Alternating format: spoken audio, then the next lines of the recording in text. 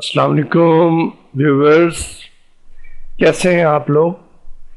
मैं प्रोफेसर जाम खालिद हुसैन आपसे मुखातिब हूँ। आज हमने एमएससी ज़ूलॉजी सेकंड सेमेस्टर के subject physiology of coordination and animal behaviour से कुछ टॉपिक डिस्कस करना है।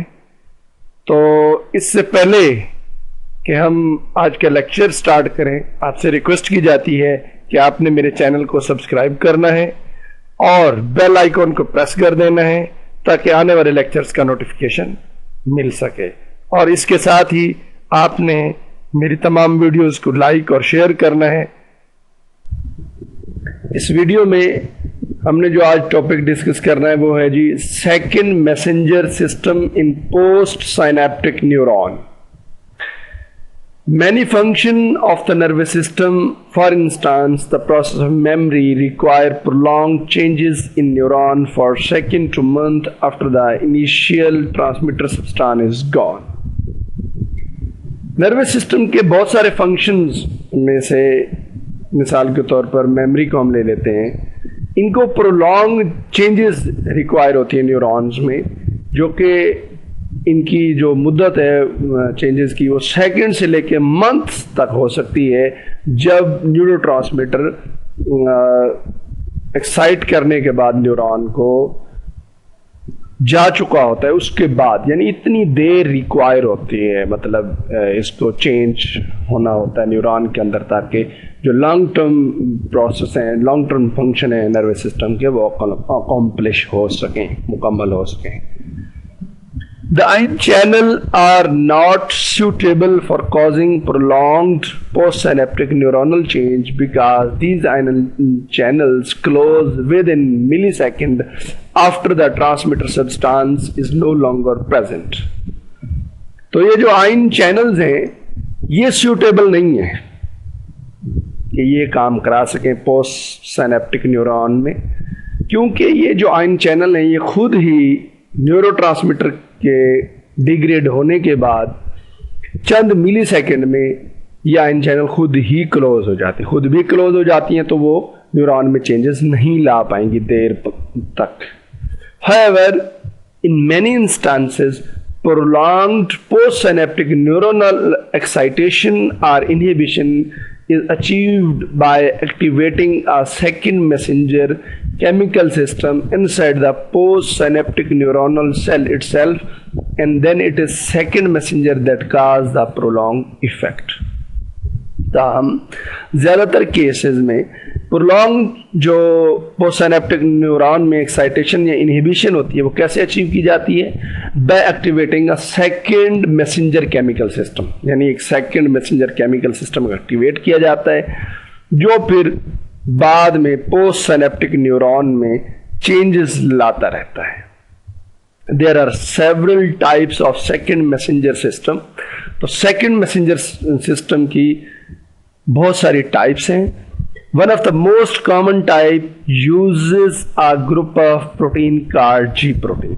तो उनमें से एक जो ज़्यादा बहुत कॉमन यूज होता है वो होता है जी एक ऐसा सेकंड मैसेंजर सिस्टम जो जी प्रोटीन को यूज करता है, तो जो कि figure 45.7 shows in the upper left corner a membrane receptor protein। तो फिगर कहता है 45.7 में ये सेकंड मैसेंजर सिस्टम एक दिखाया गया है। उसमें क्या है जी, पहले डायग्राम देख लेते हैं। इसकी वो बात करना चाह रहा है। तो ये देखिए जी, ये मेम्ब्रेन हो गई सेल की, लिपिड बाइलेयर, ठीक हो गया। तो लिपिड बाइलेयर में ये रिसेप्टर प्रोटीन है, ठीक हो गया। ये रिसेप्टर प्रोटीन है, ये उसका एंड है, दो एंड है, एक ये एंड और एक ये एंड है। अब इस एंड पर आके न्यूरोट्रांसमीटर सब्सटेंस अटैच होगा। जैसे ही अटैच होगा तो वो कन्फर्मेशनल चेंजेस में लाएगा। वो कन्फर्मेशनल चेंजेस कन्वे कर दी जाएंगी इस जी प्रोटीन को। ये जी प्रोटीन है जी, इसके 3 यूनिट हैं, अल्फा, बीटा और गैमा। तो जैसे ही न्यूरोट्रांसमीटर आके अटैच होगा, जो कन्फर्मेशनल चेंजेस वाकई होंगी, वकूफ पज़ीर होंगी, वो कन्वे कर दी जाएंगी जी प्रोटीन को। जी प्रोटीन का जो अल्फा यूनिट है ये डिटैच होगा। डिटैच होने के बाद सेल के अंदर आ जाएगा, इंटीरियर ऑफ सेल, यानी पहले ही सेल के अंदर था वैसे, अब ये साइटोप्लाज्म में फ्री होके आ जाएगा और यहाँ पर कुछ इंपॉर्टेंट जो फंक्शंस हैं उनको इनिशिएट कर देगा। अब सबसे पहला फंक्शन क्या है जी इसका, अल्फा यूनिट डिटैच होने के बाद पहला इसका जो फंक्शन है वो ये है कि उसी मेम्ब्रेन में आयन चैनल्स होती हैं। फॉर एग्जांपल यहाँ पे उसने पोटाशियम चैनल दिखाई है, तो ये अल्फा यूनिट इस पोटाशियम चैनल को एक्टिवेट कर देगा। जैसे ही इसको एक्टिवेट करेगा तो potassium ion inside of the neuron leave कर जाएंगे टुवर्ड आउटसाइड, यानी पोटाशियम आयन सेल को लीव कर जाएंगे।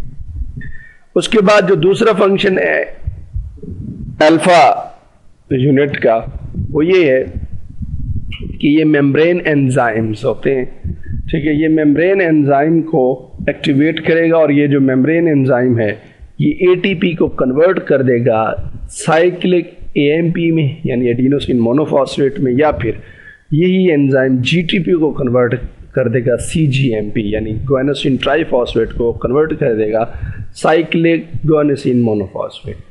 अब ये जो है जी सीएमपी या सीजीएमपी ये खुद फिर आगे फर्दर बहुत सारे प्रोसेस को इनिशिएट करने का बाइस बनेंगे।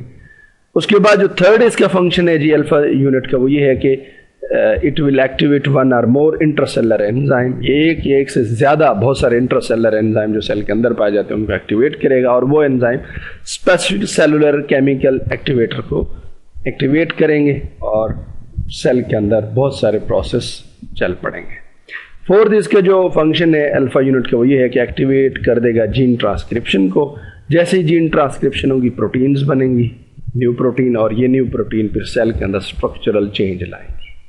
तो ये डायग्राम थी जिसमें second messenger system by transmitter substance from an initial neuron, मतलब प्री सिनेप्टिक न्यूरॉन से जो ट्रांसमिटर सब्सटेंस आता है वो इस आके रिसेप्टर पे अटैच होता है। अटैच होने के बाद क्या करता है, first releasing a ji protein के अल्फा यूनिट को उसने रिलीज कराना है into the second neuron cytoplasm, यानी सेकंड न्यूरॉन से मुराद ये ले रहा है पोस्ट साइनेप्टिक न्यूरॉन के साइटोप्लाज्म में वो जी प्रोटीन के अल्फा यूनिट डिटैच हो जाएगा।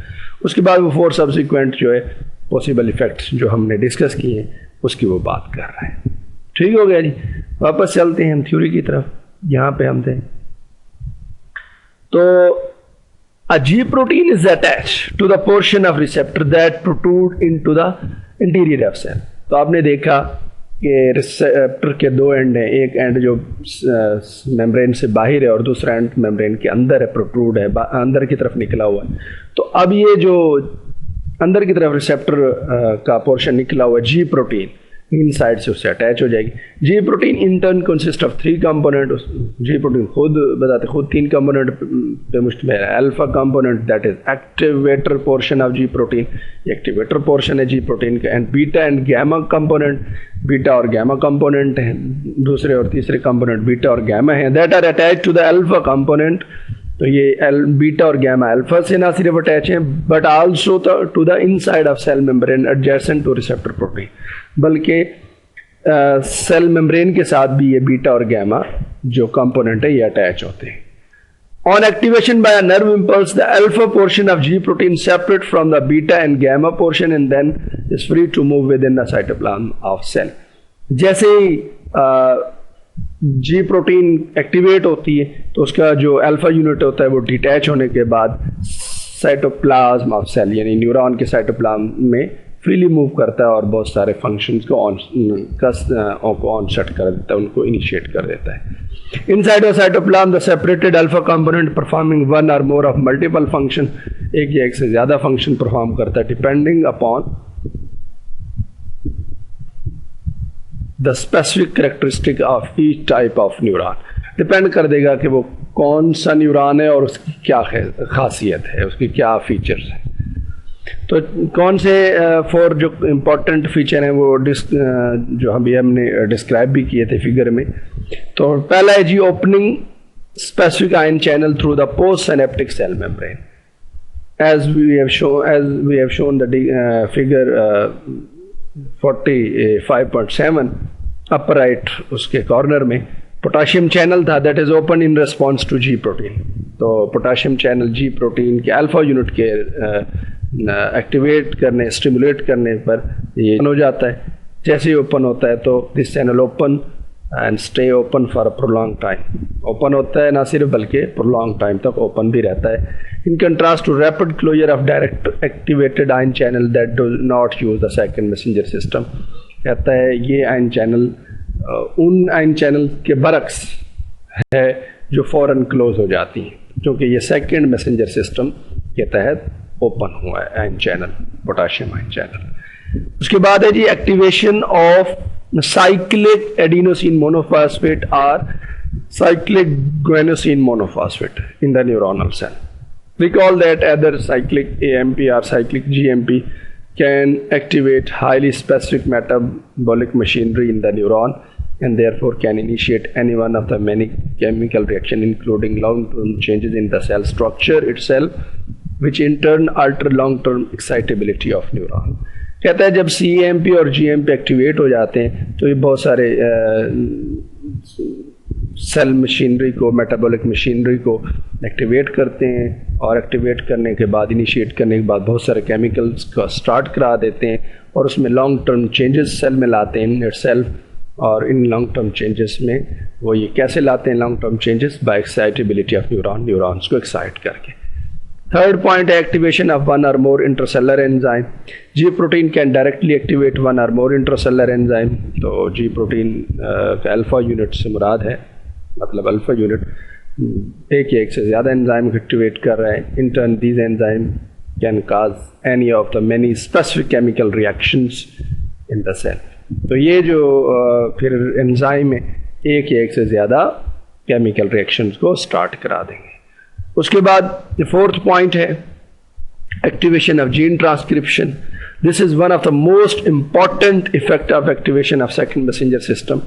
ये सेकंड मैसेंजर सिस्टम का सबसे इंपॉर्टेंट इफेक्ट है, उसका पहलू है कि ये जीन ट्रांसक्रिप्शन को एक्टिवेट करता है और gene transcription can cause formation of new proteins. New protein बनेगी विद इन द न्यूरॉन के अंदर, thereby causing changing its metabolic machinery or structure। तो metabolic machinery को चेंज किया जाएगा, उसकी स्ट्रक्चर चेंज की जाएगी सेल की। Indeed, it is well known that structural change of appropriately activated neuron to occur। तो जो appropriated activation के बाद structural changes आएंगी न्यूरॉन में, especially in long term memory process, खास तौर पर जो long term process है जैसा कि memory का process है, तो इनमें changes लाई जाएंगी।